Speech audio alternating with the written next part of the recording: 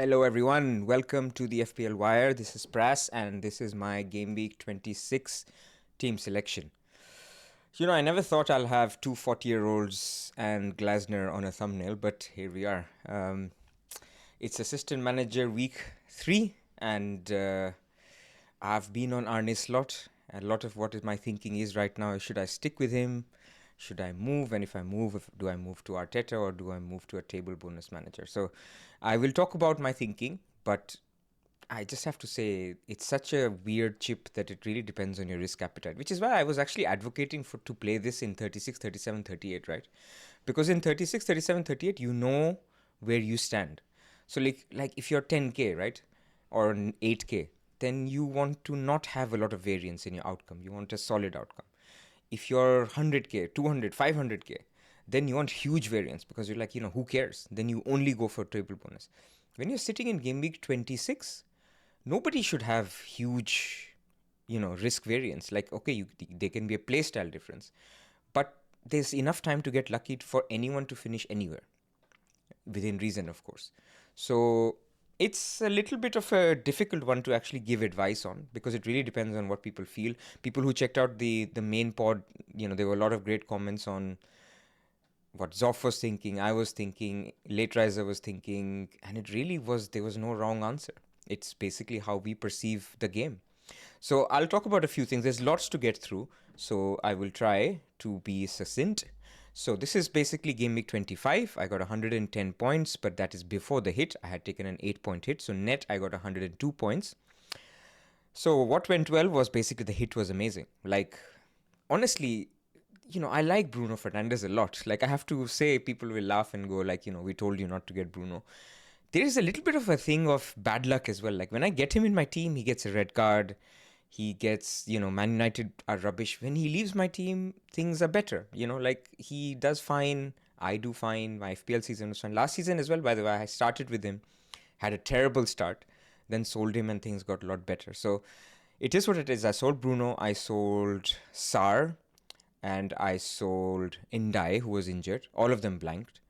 And then I got Clivert, Dango, and Watkins, and all of them basically got a return. And Watkins got 2 returns. So that's 15, 7, and 5.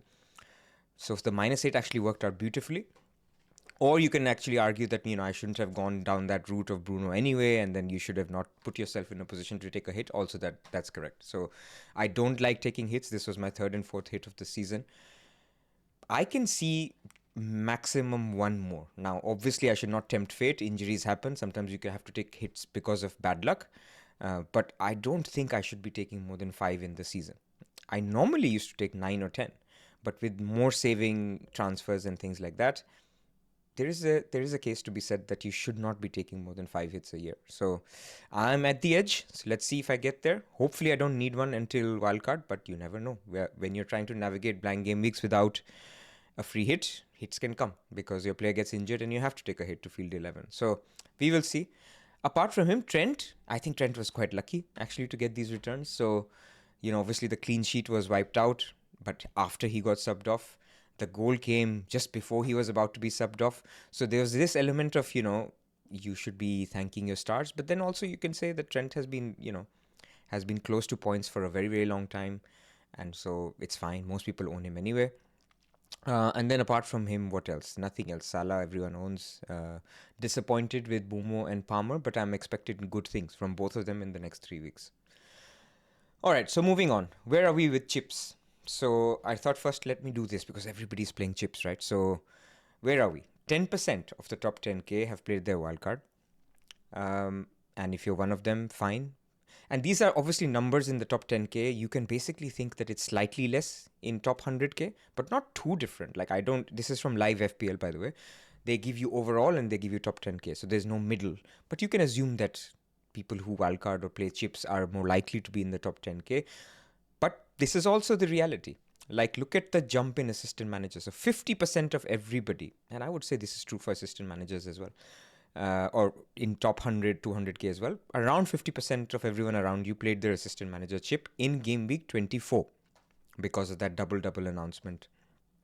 Another 15% or 16% played it this week which means they probably used their triple captain as well last week, and then they used the assistant, or they did miss the announcement or whatever. So you have basically at this point in time 65% assistant manager chips in play. Next week there will be 15% managers still in play in their third week, whereas the people who played it in Game Week 24 would have finished. So there will be that effect where you will get some rank loss from Brighton winning or whatever, whoever they pick next week. It'll be a single game week though, so it'll be like an 8 to 10 point hit on 15%, so it's not too huge. But these are things you need to remember, because a lot of weeks where you are not playing a chip, somebody will be playing a chip from now until the end. Wildcard, I think 90% makes sense. Like, not many people have used it. Many people can't use it, right? When you play assistant manager, it also blocks other chips. So even if they've wanted to, they couldn't have played it. So you'll see that wildcard number going up, basically leading up to game week 31. Some people might even play it in game week 28. You never know, 27. So that will go up. But if you have your wildcard left, that's a good spot to be in, but not a huge advantage. Triple captain, if you have that left, that's a big advantage, because 64% people have almost played the triple captain chip. So that means if you have it, that's your gain. That 37% or 36.5% is basically your gain when you will play it. For people who've played it, it should not hurt too much. Like, a lot of the pain is out of the way. I think people who used it in single game weeks like me, we got away with it because of the assistant manager announcement. Like, Salah smashed it in both the doubles. You can see here 50% people who played their assistant manager chip may have actually played their triple captain instead. So it is one of those things. Free hit, again, a lot of people have free hits left. There will be a big diversion between free hit 29 versus another week later down the line. Could be 34, could be a double game week. That'll be a big one. And bench boost, I was surprised to see actually that 18% people have played, or 17% have played their bench boost. And that's fine. So I think that'll be another big boost that people will get later on. So that's where we are with chips. I just thought I'll do that because a lot of people have played some chips, so now they want to see what is their gains.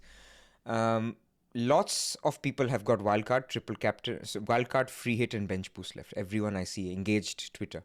So, and that's reflected here. Now let's go into how the landscape looks. So fixtures. So I've done it for both people, right? So there's no free hit and there's the free hit people. So I have not forgotten about the free hit people. So the no free hit people, what I've done here is basically said that let's look at the next 5 weeks and let's look at the horizon, taking into account this blank game week 29. So no surprises. You see Bournemouth at the top. Bournemouth would have been top last week as well because they obviously had the Southampton game. Some reasoning why I went double Bournemouth midfield for -8. It just made sense to get them because not only did they have Southampton that week, now they have Wolves. Brighton away, Spurs away are not too bad either. Like, Bournemouth are decent against teams like these. And then you have Brentford at home in the blank. I think free hitters will get at least one Bournemouth mid, maybe even two. And then you will also have them for Ipswich at home, which people who free hit won't have or may not have, at least 2 or 3 of them. So Bournemouth is an edge. If you're not free hitting, get them soon. Wolves second. So Wolves is an interesting one. This week, look, you don't have to get, Cunha is obviously in the conversation. You don't have to get him. I don't even think you need to get him next week, but you can get him. It's very team dependent. There's people sitting here with Isak, with Wood, with another striker, and they're fine. Like, they don't need to make a move because that another striker doesn't need to be played.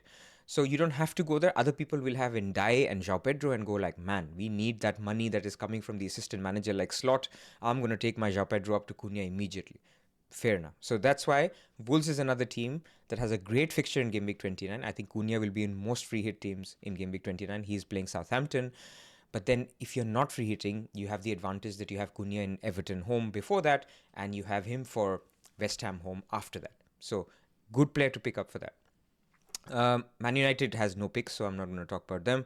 Brentford is basically, you have Bumo, but then they're not an ideal team to go to wildcard 31 with.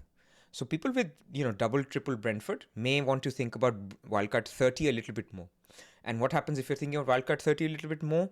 Other things change, other decisions change. You don't have to go for a Cunha. You can go for Chris Wood instead.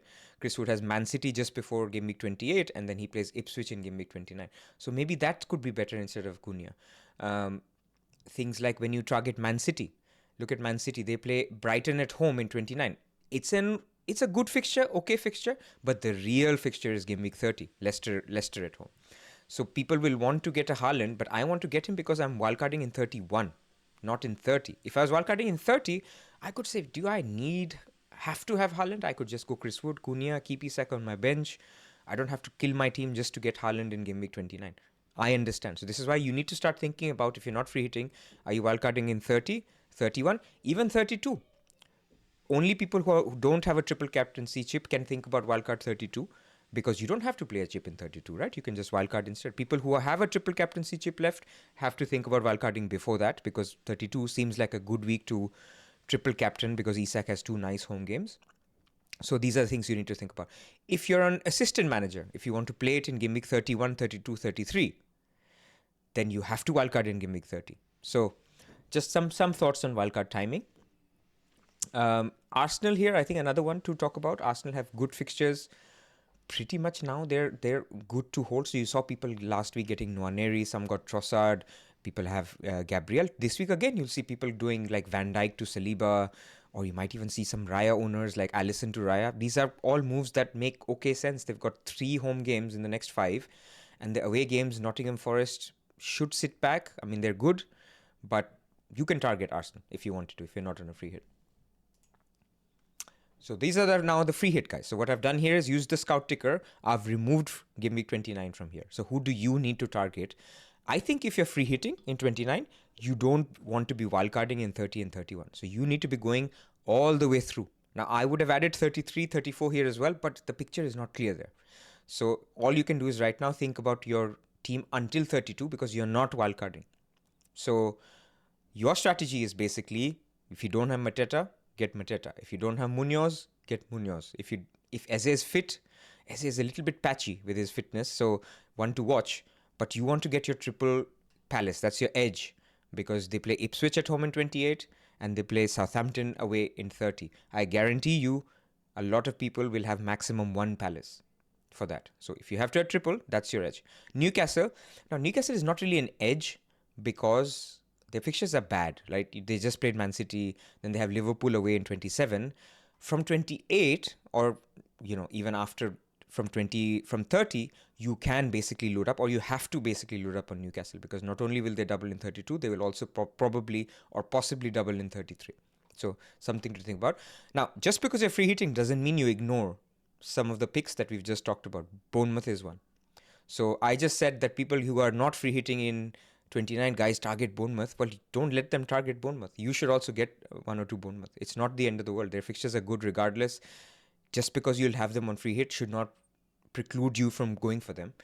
But Brighton is an interesting one. If you find a Welbeck as an interesting, Mitoma as an interesting punt, Minte, that team looks settled. I think if you give it one more game week, although this is the week to target Southampton, right? So I can see people who are free hitting looking at Brighton a little bit more than others, and it makes sense. And so then after that, Wolves, okay. I think Chelsea you should hold on to, because what you're doing by free hitting is you're removing Chelsea away game. So don't sell your Palmers.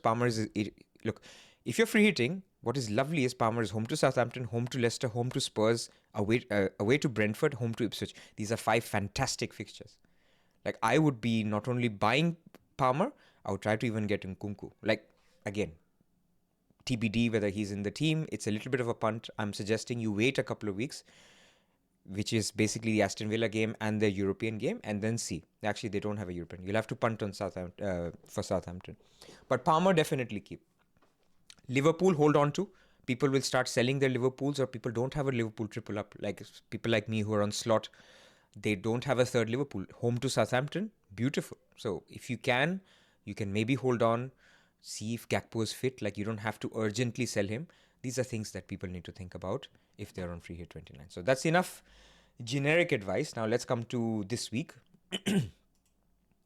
So this is Rob T's numbers as usual. Arsenal the highest. Now, this is a week where nobody is amazing, right? Nobody is amazing. Normally we talk about teams with over 2 expected goals. There's only 3 of them, which is Arsenal, Brighton and Bournemouth, which is a shame because it's a chip week, right? This is why people are itchy and there's no right answer on who should you go for. People are saying, okay, let's go for, a Leicester team against Brentford. Their expected goals are 1.38. So there's also that aspect of it where chasing table bonus, of course, you're always backing the underdog, but it's difficult, man. I mean, look at Crystal Palace, expected goals 1.13. Like, for a win, you're basically hoping for a 1-0 win or max 2-1 win. Otherwise, it's a 1-all game. Like, Fulham are expected to score 1.6 goals. They're favourites. Of course, that's why there's table bonus. So it's difficult. I will come to the table bonus equation of things, but what I'm saying is it's not a week where you have clear winners. And maybe you can also then say, look, man, if Arsenal is the highest, I can back against Arsenal because Arsenal look a little bit iffy. Also fine. Like, all I'm trying to say is there's no clear answer. And so whatever you're picking, it's not wrong. It's not bad for the assistant manager. For your teams, I think it's also a week where you little bit look long term. This is why I talked about the long term fixtures. So Bournemouth are third here in both clean sheets and goals scored. Maybe a good team to target. You can also see things like Brighton for the free hitters. You can look at Brighton now. Newcastle not bad this week. I think a lot of people looked at, not a lot, but there were some Isak to Watkins sales. Maybe this week we make our money back, in terms of the points. So things to think about this week. This is where the assistant manager play comes in a little bit.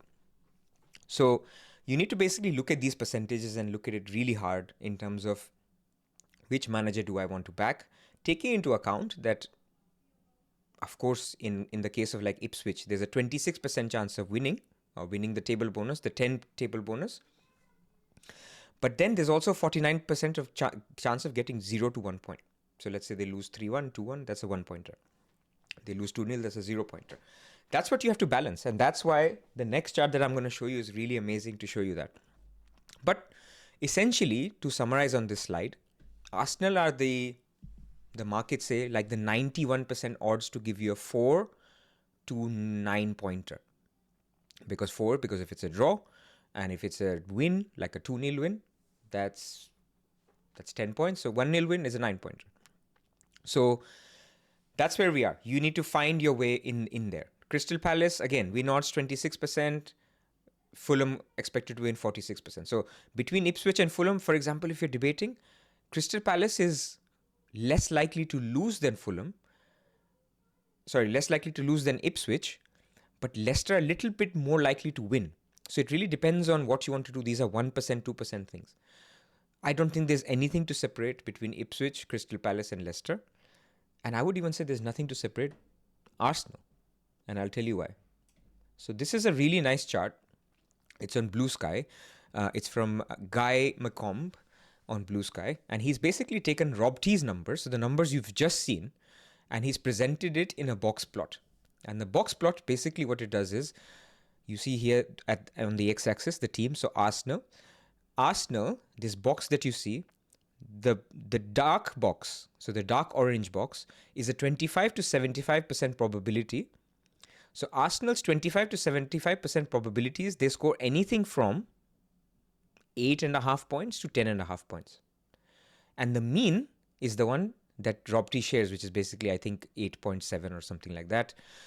And the shaded bars here are basically the low probability events, like Arsenal can lose against West Ham, right? Or Arsenal can win 6-0 and then they get a 14-pointer. So that's how you read the table. So you can see here, Arsenal the orange bar is very, very thin, as in not is narrow or short or whatever you want to call it. And the dotted bar is wide. Compare that to Leicester, Ipswich, Crystal Palace, which are pretty much the same. You see that the orange bar is very wide. That means the expected outcome can be anything from 2 points to 17 points or 18 points.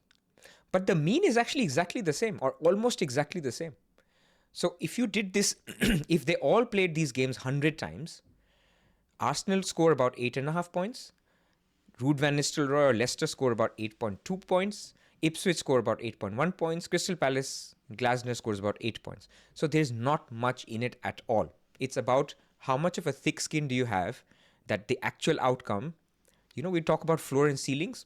This is your floor and ceiling. The bottom of the orange is your floor. So for Arsenal, it looks like the floor is about 8 points or 7 points. Of course, it can be lower. We're not talking the absolute floor, but we're talking a 25% probability floor. And your absolute ceiling, Not your absolute, but your ceiling, 75% ceiling is about 10.5 points. You're not going to get more than that. And so I think I've made my point. They're very similar. Pick based on your own risk threshold. There is no right or wrong answer. I'm not going to spend more time on this. I will come to obviously where I'm thinking in my team selection. So player projections, I think in here, I would say I've highlighted the players I own. So have a look. João Pedro is here but not here. He's not going to start, so I wouldn't bother with looking at him. But look, Isak and Salah are top two. They have the exact same expected goals. Salah is a midfielder. For me, this means markets say Salah has higher expected points. I think if you look at the models, they're all very similar. Salah is the same as Isak, is the same as Mbeumo, is the same as some of the Arsenal mids like Trossard, Odegaard. They're all very similar. Even Palmer is quite similar. So, but I am a guy who is ranked where I'm happy to be ranked. I'm not willing to take on Salah given the form that he's in, especially when the expected data is almost the same and market data is actually preferring him. When Man City is at a low point, they're improving. We talked about in the pod that they're improving. They just lost to Real Madrid quite comprehensively away from home. They're traveling back. And now, of course, they're home, but Liverpool to Manchester is not a big trip anyway. So it just feels like it's a fine game to back Salah. Like, I'm not there on backing anybody else unless it was so obvious. If Isak had an easier opponent, not Nottingham Forest, I would think about it. If Mbeumo was home, I would think about it. So this tells me that Salah is fine. This also tells me that people who have Rodgers from last week, if you want to, like people will say, Chelsea, great game. Chelsea's good game. Rodgers is way behind somebody like a Clivert, somebody like even an Otara, Semenyo. If you wanted to make those moves, up to you. I mean, it's not a bad week. Cunha, on the other hand, if you can wait, Cunha is way down, right? So if you had somebody, let's say a Gakpo, he's not here because obviously he's not, expected to make it. But look at Diaz as a proxy. He's 0.9. He's higher than Cunha. So if Gakpo did make it, and you wanted to wait a week, wait a week. Maybe that something comes up. Beto is up there. So if you have Beto and Gakpo, just play Beto and bench Gakpo. Chris Wood is up there. So there are options that if you wanted to, you could wait. And if you didn't, it's also okay to jump in. So this is my team. Pickford in goal, Gabriel, Munoz and Trent. This is basically my first instinct. I'm also thinking Mykolenko is not too bad, to start. But then for who? Like, it could be either Munoz or Trent. I want to keep Munoz as a hedge because I feel a lot of people will go Glasner. So if he keeps a clean sheet, at least I get clean sheet. But it's a bit like, when I was watching the Liverpool Aston Villa game. Ollie Watkins scored that and made it 2-1. I was not too upset because I was like, look, I have got Ollie. He's 15-16% owned. That's lower than actually the people who own Emery. And I was like, this goal gives him 7 points. Like, okay, 4 plus maybe I was thinking he'll get 3 bonus. He got only 1 in the end. So it gives him 7 points with potential for more. It's not too bad. So it's a little bit of a hedge. This I'm a bit skeptical about the chip because you're always confused. Like, what do you want? And of course, when Liverpool equalized, I was even happier that thank God it was Watkins who equalized, because then I was actually, very happy because I got the points for slot. The table bonus got cut for Emery, and I already had the Watkins goal in the bank. So, long story. I like Munoz because he's a little bit of a hedge if I don't pick Glasner. Trent I like because he's getting 65 minute subs. It increases odds for a clean sheet if anything else. Now, Bradley's injured. Gomez is injured. So he may actually have to play 90 minutes, which is not ideal. But Trent has a goal in him. I'm not going to be benching him for Mykolenko. So defense is set. I think Mbeumo, Palmer, Salah, Clivert, Dango. This is not going to change until game week 28 or 29 even. In 29, I might think of selling one of Palmer or Salah to afford a Haaland, because my strike force is where I need to focus my transfers. Because Isak doesn't play in 29, Watkins doesn't play in 29, and João Pedro doesn't play, full stop. So I need to focus my transfers there. And so the thinking is this week I'm going to roll in the players. I'll come to the manager. And next week, once slot money becomes available, which is $1.5 million, João Pedro can become Cunha. Will he become that next week? I don't know. If my rest of the team is fine, rest of the team all have good fixtures next week, I may not do it, but it's planned. It's penciled in. That's what will happen to the João Pedro spot. Watkins is planned to become Haaland, and he will be funded by a Salah downgrade to a Semenyo, for example. I have triple Bournemouth mid, why not? And so that basically covers me for Game Week 29. I could have one more transfer, so this is now where I come to. Once I do that Salah downgrade to Semenyo and I do Watkins to Haaland, I will have a transfer left and money in the bank left, which could mean I could do Greaves to our friend Guardiola. So the question I have in my mind today is basically, do I, in Game Week 29, do Greaves to Guardiola, which gets me some points, like, Guardiola home to Brighton is better than Greaves home to Nottingham Forest. But is he that much better than Slot to a manager today? So it's that same transfer that I'm saying is fungible between 29 and now, and I want to use it now, or shall I keep it later? The answer is I'm still thinking about it. I think if tomorrow Pep comes in and says Haaland is out, and basically he looks down and I feel more bullish about keeping Slot, I'll keep him. I don't want to keep him. Like, people will say, look, this is so boring. Why are you keeping Slot? You wanted to change managers, be aggressive. It's because I'm not seeing anything so appealing in this game week. If there was something appealing, I would be doing it 100%, even for a hit. I'm not shy of hits. I'm not shy of chasing upside. I just think there is very little upside this week. So option one is Haaland's injured, Pep's depressed. I feel bullish on Liverpool. I keep Slot. Option number two is I move him on, which then means I play Greaves or I take a hit in Game Week 29. Not the end of the world, but I know what it implies if I make a transfer today. And this is how people should think about it. So even though it's not taking a hit today, it increases the likelihood of me taking a hit in 29 or playing a dud player like Greaves. What am I thinking? I'm thinking, because I love Late Riser and he made a passionate case for Glasner, I may do it. But if Eze is out, or Hughes is out, or if both of them are out, then I will probably not do it. Like, I will not. Eze is so important to them that I just think then I'm not backing that. And then the question is, keep Slot or go to Arteta. And again, like I said, the Slot thing will depend on what I hear from Pep and other things. So that's where we are. Not to take more of your time. In summary, saving a free transfer in the team. For manager, keep Slot if there are injuries at Man City. Otherwise, move to Glasner as things stand. Unless Eze is injured, in that case, move to Arteta or keep to Slot. So hopefully that clears everything up. See you guys. Like the stream if you like it. We really appreciate it. And also subscribe if you can, if you're new. But otherwise, thank you for your support. And I will see you. Actually, we'll do a really, like a Sunday night, because it's a Tuesday turnaround. So I'll do like a Sunday night team selection. Maybe I'll be buying Cunha again. Take care.